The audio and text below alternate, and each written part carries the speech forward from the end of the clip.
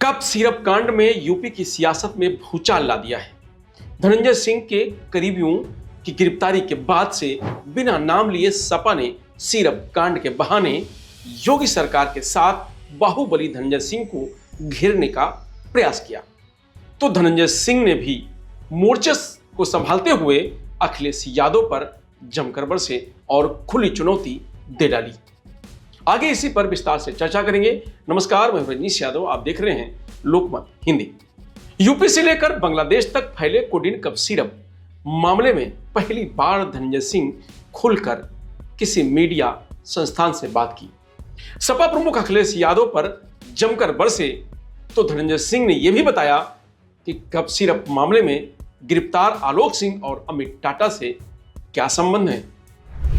धनंजय सिंह ने कहा कि कप सिरप के अंतर्राष्ट्रीय अवैध कारोबार को देखते हुए मैंने सीबीआई जांच की मांग की है। संसद में सपा सांसदों ने कप सिरप का मुद्दा उठाते हुए झूठे तथ्य रखे हैं।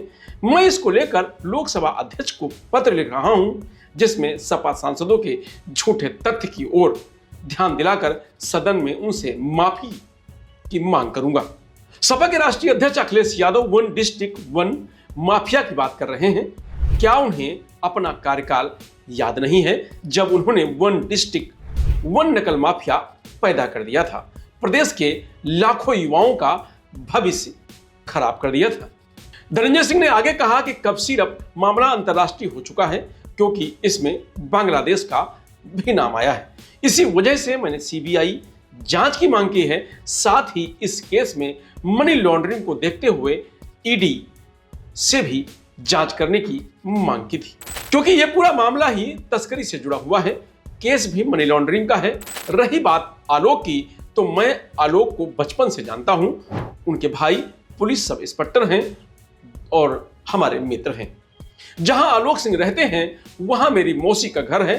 मैं बचपन से आता जाता रहा हूं, इस वजह से मेरी पहचान है।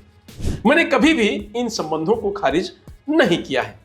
अब आलोक सिंह क्या करते हैं इसकी कोई जानकारी नहीं है। इस मामले में सरकार की ओर से बनी एसआईटी, एसटीएफ और ईडी जांच कर रही है। सारी सच्चाई जनता के सामने जल्द आ जाएगी।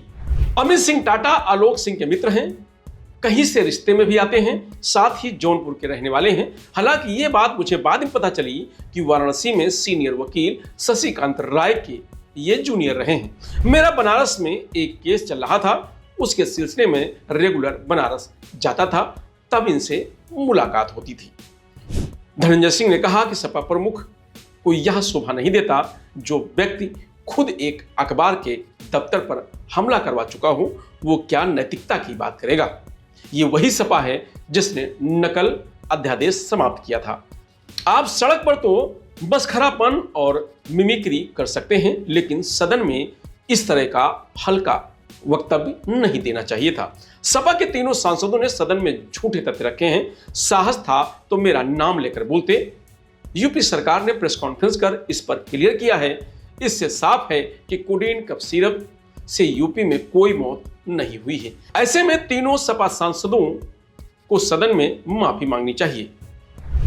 सिरप केस में अब तक 40 जिलों में 128 एफआईआर दर्ज हो चुकी हैं, जबकि 35 से अधिक गिरफ्तारियां हुई हैं। हालांकि किंग पिन शुभम जायसवाल अभी भी पुलिस की पकड़ से दूर है, जबकि उसका पिता भोला जायसवाल कोलकाता से अरेस्ट किया जा चुका है। पूर्वी यूपी से वाराणसी, जौनपुर, चंदौली, गाजीपुर, आजमगढ़, भदोही, मिर्जापुर और सोनभद्र जैसे जिलों में यह नेटवर्क सबसे अधिक सक्रिय रहा है। यहां मेडिकल स्टोर मालिकों और फार्मा कंपनियों को कवर के रूप में इस्तेमाल किया जा रहा था।